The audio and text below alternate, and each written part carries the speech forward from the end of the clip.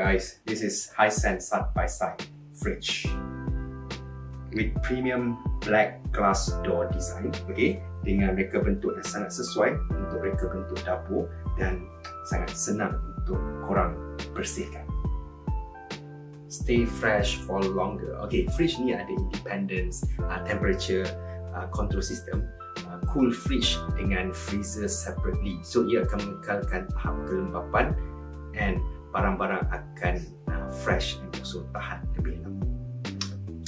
Ice and water dispenser dilengkapi dengan dispenser ice and water, which is can produce on daily basis cubes, crush ataupun cool water. And just touch the button, non-plug water tank, so korang boleh dapatkan cool water on tap and quick and easy to install tanpa nak pasang pipe. Touch electronic control, korang boleh control over your fridge features dengan clear and senang.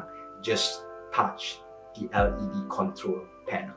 Counter deep design, space saving design yang sangat fit your kitchen area and also counter. Chrome beverage rack. Don't forget, fridge ni juga ada ruang khas untuk korang punya beverages, and rack ni akan make sure all the bottles from rolling around. Digital temperature sensor, ada 5 sensor temperature and di-built-in dalam peti sejuk. Multi-A floor, ia akan memastikan every area dalam fridge ni akan maintain sejuk. Soft LED lighting, lebih terang dari mentor peti sejuk yang biasa. LED lighting allows untuk kita nampak jelas and of course saving energy. XXL door balcony, banyak space untuk simpan bottles beverage korang and ada item as well. Dia ada extra space as well. The extra space ni korang boleh simpan barang-barang yang lebih besar, plus transparent designs, means korang boleh easily nampak apa yang korang simpan. There is self-closing system, so pintu akan tutup secara automatic even the door open up to 15 Celsius.